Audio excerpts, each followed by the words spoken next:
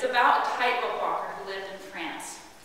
And this guy would do amazing things. He would walk over huge expanses at amazingly high heights on this tightrope. And a man in America heard about this guy. And he heard that he not only walked along it just, open-eyed, but he also did it with a blindfold on. And he also did it with a wheelbarrow. This guy was unbelievable. And so this guy from America wrote this tightrope walker man, and he said, "Dear Mr. Tightwalker, I've heard about what you've done, and I don't believe it. I don't believe you can do it. But I will pay for all your expenses and put on a big party for you if you'd come do it over Niagara Falls." And the tightrope walker wrote back and said, "Well, I have never been to America, but I'm willing to do it. I mean, I've never seen Niagara Falls, but I'll come. I'll see you soon. Love tightrope walker." And, but in French. And so this tightrope walker guy came, and they had this huge festival, and everyone was watching. He was coming over from the Canadian side to the American side, and tightrope walker went right over, no problems. And then he put a blindfold on, turned around, and he went back over to the Canadian side. And he walked over to the American man and said, "So, do you believe me now?"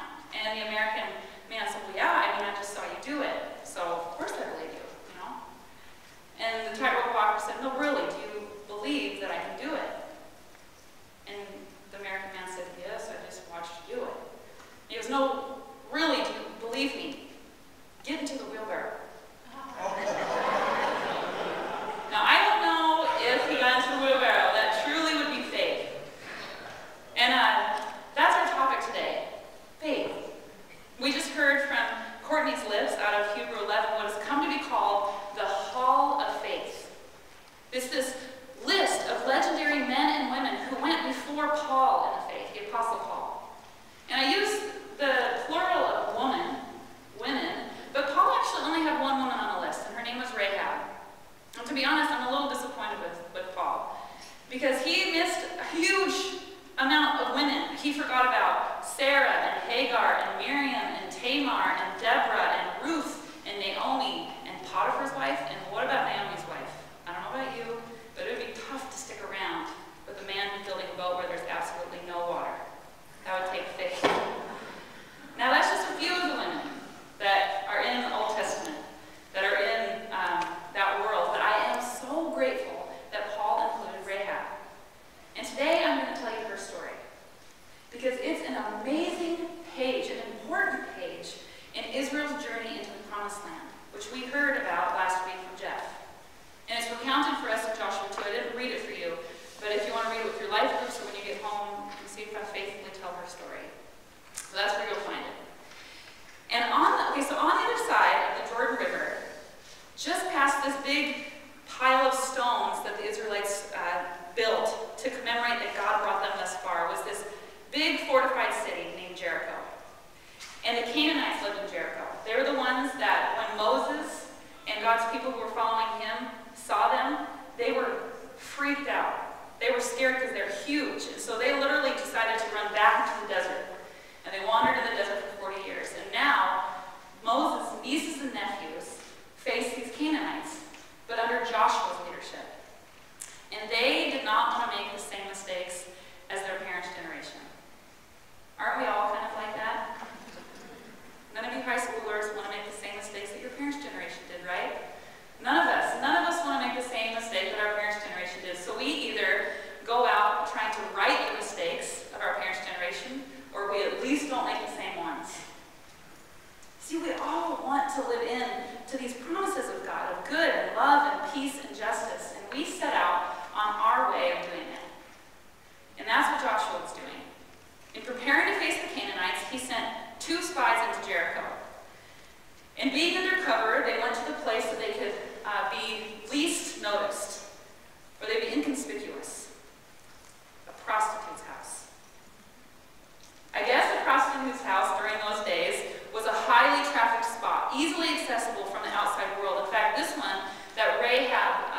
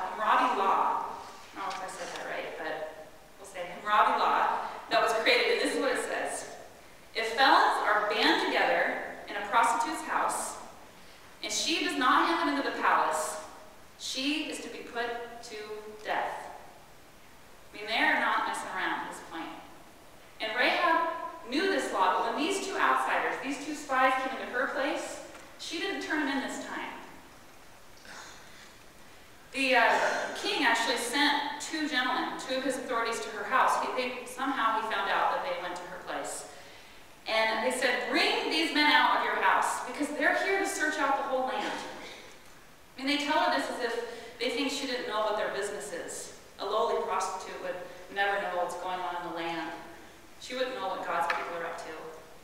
But Rahab knew exactly what was going on. And she didn't see these two spies as a threat. In fact, she welcomed them. She saw them as God's word being fulfilled. Now, this God wasn't hers by birthright. She was a Canaanite woman. She was one of those that actually God told the Israelites was their enemy. But she had heard the promises and the power of this God from these men, these male callers that had come to her over the years. And after years of these stories, seeds of belief took root in her heart. She had seen people worship gods of iron and brass, but these statues had no power in her life. They weren't real enough for her. These things couldn't see her or talk to her. She needed a God that could see her, speak to her, would know her, that could deliver her just like he delivered the Israelites from Egyptian slavery. So when these king's authorities came to arrest these spies, she hid them on the roof of her house under some drying flax. She was also a cloth maker. And the authorities came and she said, "True, the men came to me, but I didn't know where they came from." And when the gates started to close because it was dark, they went out. I don't know where they went. And then I imagine in a voice that women of her trade perfected for repeat customers, she said, "Pursue them quickly, for I know you could overtake them." See, by faith, Rahab was enabled to trust that true authority is not found in the law of the land. True authority is found in the God of heaven and earth. So when the king's authorities left in pursuit of these men, Rahab went right up to the roof, and she said to these men, she said, "I know that the Lord has given you this land already. We melt in fear before you. We heard about how your God dried up the Red Sea so that you could cross over it when you were leaving Egypt. We heard about how you utterly destroyed those Amorite kings, Sihon and Og. And we know that your God is God." And then, here comes the most surprising statement, the one where her heart is really revealed. She said, "The Lord your God is indeed God of both heaven and earth." See, Rahab isn't doing this to save her tail. She's actually putting herself in more harm's way. She's doing this because she actually believes in this God. And in fact, she's getting into the wheelbarrow because she knows that this God will fulfill his word. This faith that she has freed her to see these two men as an invitation from God to follow. Her faith